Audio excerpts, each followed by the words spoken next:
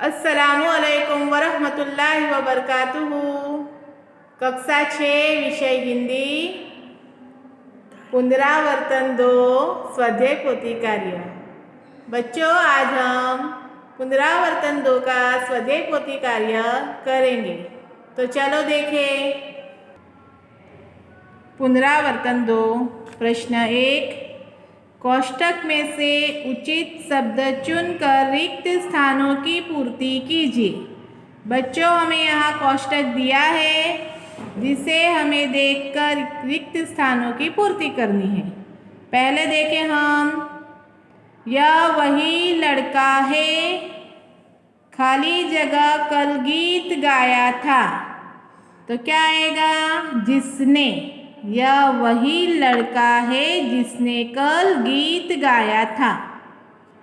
दूसरी देखें, अध्यापक जी ने बताया खाली जगह कल विद्यालय में अवकाश रहेगा। क्या आएगा?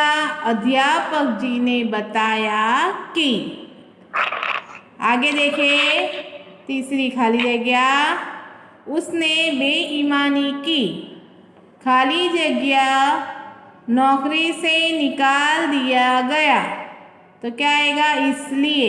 उसने बेईमानी की, इसलिए नौकरी से निकाल दिया गया, जो हमें यहाँ से ढूंढना है। आगे देखें, नंबर 4, निर्धारित तिथि खाली जगह नक्षत्र में मुझे विशेष जड़ी बूटियों को लाने खाली जगह घने वन में जाना होगा। तो क्या आएगा? और के लिए।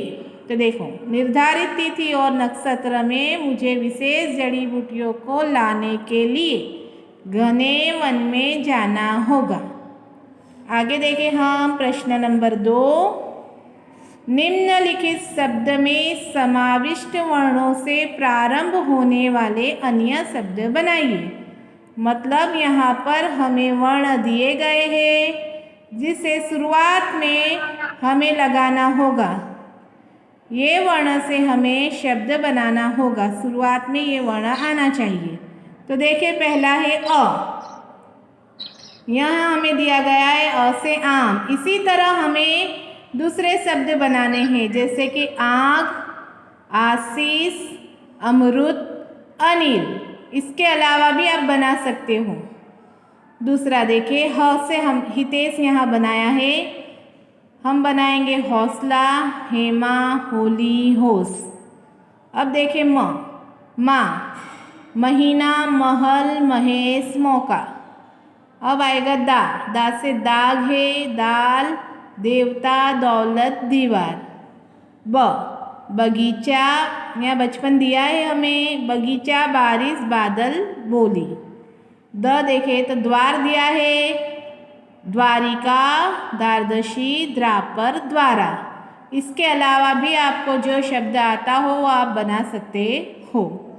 अब हम आएंगे प्रश्न नंबर 3, समान तुक वाले शब्द बनाइए। जैसे यहाँ दुर्गुण है तो निर्गुण, ऐसे समान तुक वाले हमें शब्द बनाने हैं। तो हम बनाएंगे फिर सद्गुण, अवगुण, प्रगुण, बहुगुण। दूसरा देखें, सुनकर, यहाँ हमें बना के बताया है पढ़कर। इसी तरह हमारे बनाने हैं चलकर, हंसकर, पढ़कर, जलकर। आगे देखें, प्रश्न नंबर 4, अपने मित्रों के साथ आप किसी न किसी मेले में गए होंगे, उसका वर्णन अपने शब्दों में कीजिए। बच्चों, कभी आप मेले में तो गए ही होंगे अपने मित्र के साथ, तो आपको यहाँ पर उसका वर्णन करना है, बराबर। अब हम देखेंगे प्रश्न नंबर 5, निम्नलिखित मुहावरों के अर्थ लिखकर उनका वाक्य में प्रयोग कीजिए। जैसे यहाँ हमें दिया है मुहावरा आँखों का तारा होना, तो क्या आएगा? बहुत प्यारा होना। पहले हमें इसका अर्थ लिखना है, फिर वाक्य। आँखों का तारा होना, बहुत प्यारा होना। अब हम वाक्य बनाएंगे। रमेश अपनी माँ की आँखों का तारा है। अब देखेंगे नंबर 2, माथा ठनकना, अनिष्ट की आशंका होना।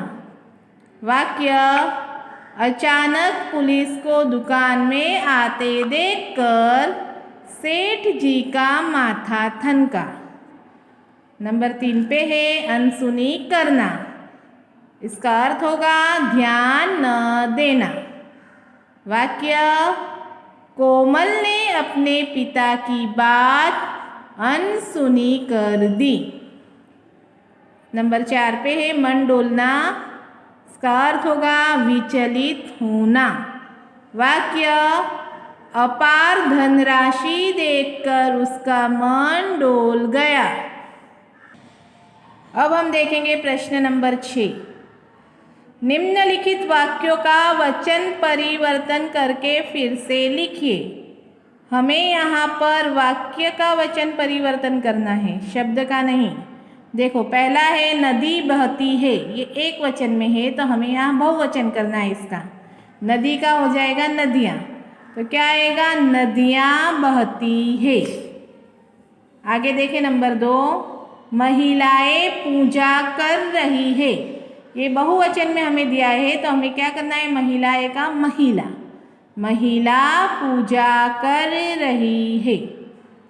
तीसरा है पेड़ पर कबूतर बैठा है, तो क्या आएगा पेड़ पर कबूतर बैठे हैं। उसने खाना खा लिया है, इसका आएगा उन्होंने खाना खा लिया है। आगे देखें नंबर 5 पे है वे आ रहे हैं, तो क्या हो जाएगा एक वचन वह आ रहा है।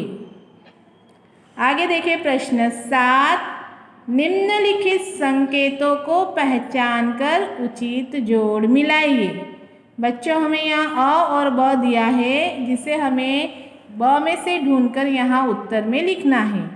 पहला आपको संकेत दिख रहा है, ये किसका संकेत है, खतरा, मतलब ग खतरा आएगा, तो हमें यहाँ लिखना है खतरा। दूसरा जो संकेत है वो किसका है, आगे बम है, तो यहाँ हमें लिखना है आगे बम है। आगे देखो ये क्या है, रेलवे फाटक, जो हमें यहाँ क में दिया है तो हमें यहाँ लिखना है रेलवे फाटक। अब ये क्या है, पेट्रोल पंप का संकेत है, जो ख में है तो हमें यहाँ लिखना है पेट्रोल पंप। अब देखेंगे प्रश्न 8, निम्नलिखित शब्दों का वाक्य में प्रयोग कीजिए। जैसा कि हमें यहाँ पर शब्द दिए हैं उसे हमें वाक्य बनाने हैं। पहला है सूरज, सूरज की किरणें रोज धरा पर आती है। यह वाक्य तो आप बना सकते हो, यदि आपको आ सके वाक्य तो आप बना सकेंगे, ठीक है। चलो अब दूसरा है धरती, यह धरती सुंदर है। इसी तरह है पेड़, पेड़ हमारे मित्र है। किसान, किसान खेती करता है। फसल, इस साल फसल अच्छी हुई है। अब हम देखेंगे प्रश्न 9, निम्नलिखित काव्य पंक्तियों का भावार्थ लिखिए। हमें यहाँ काव्य पंक्ति दी गई है जिसका हमें अर्थ लिखना है। दीपक को देखो कैसे यह हरदम जलता रहता है, अपना अंतर जला जला कर रोशन जग को करता है। अब हम इसका उत्तर लिखेंगे, दीपक को देखो वह हरदम जलता रहता है, वह अपने हृदय को जलाता रहता है और दुनिया को उजाला देता रहता है। प्रश्न 10, निम्नलिखित प्रश्नों के उत्तर लिखिए। इसमें पहला है सूरज की किरणें क्या करती है। सूरज की किरणें रोज पृथ्वी पर आती है, धरा पर आती है और अंधकार को दूर भगाकर सारे संसार को प्रकाशित करती है, जो हम आगे सीख गए हैं। दूसरा देखें, चलो अब हम दूसरा देखें। दीपक से हम क्या सीखते हैं? दीपक जो है वह हरदम जलता रहता है। यह अपने आप को जलाकर दूसरों को प्रकाश देता है। उससे हमें यह सीख मिलती है कि हम कष्टों से न घबराए, हम खुद कष्ट सहकर ही, कष्ट मतलब दुख दर्द सहकर भी दूसरों को कष्ट दूर कर सकते हैं। यह हमें किससे सीख मिलती है? दीपक से। आगे देखें, रेशमा ने अपनी माँ के काम में किस तरह मदद की? बच्चों, हम देख गए थे कि रेशमा जो थी उसे पोलियो हुआ था, लेकिन उसकी ये शारीरिक कमी कभी उसके इरादे में बाधा नहीं बनी।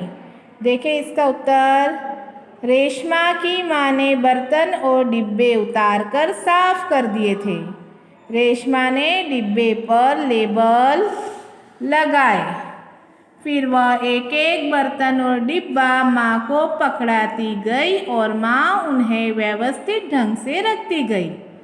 इस प्रकार पहिएदार कुर्सी पर बैठे बैठे रेशमा ने माँ की मदद की।